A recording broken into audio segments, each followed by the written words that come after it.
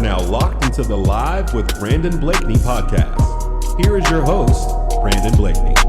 Now, they know what they're up against with Tennessee, a team that we mentioned is fighting for their tournament lives. They played South Carolina extremely tough. They have a lot of size, a lot of length, and Coach Kim Mulkey spoke on this matchup as well, and Vol star Rickea Jackson, one of the best and most versatile scorers in the entire nation.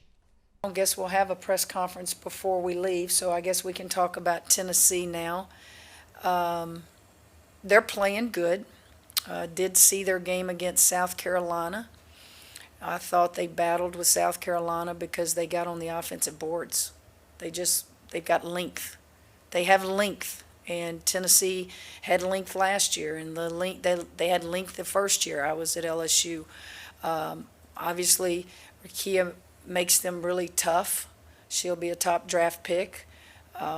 They've got shooters that aren't afraid to pull the trigger. They've got transfers in there now in the backcourt. Their length and their ability to rebound is going to be a problem for a lot of teams. I'm sure it'll be a good atmosphere. That's going to be a fun one, man. I can't wait for that game. Just a battle of star power and a lot of just talented athletes competing, and two very historic programs.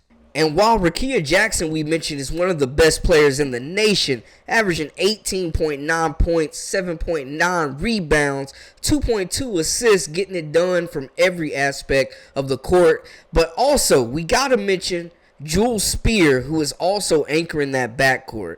Spear on the season is averaging 12.9 points per game, 4.6 rebounds, as well as 2.3 assists, being a big-time shot maker and distributor for this group. But she's also joined in the backcourt by the versatile Sarah Puckett. Puckett is averaging 10 points, 4.9 rebounds, and 1.5 assists, but she plays a lot bigger and is just very versatile on the defensive side, being able to guard multiple positions. And then, lastly, certainly not least, the heart and soul, Jasmine Powell, the senior, the leader, the point guard for this group, who really makes this team go. LSU will have to keep them in check. I think that they are going to do a good job of challenging. I think they're going to do a great job of challenging LSU's guards. We saw Michaela Williams, we saw Haley Van Lith struggle.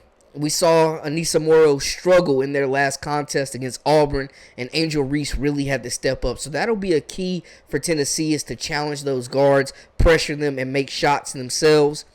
On the other side, they've got to do what they did for 3 quarters against South Carolina. They've got to keep LSU off the glass, but that is a tall task. I don't imagine Morrow and Williams combining for 9 points again. I don't imagine that they are going to have an answer for Angel Reese, who is the hardest playing effort player in the nation that we've seen this season.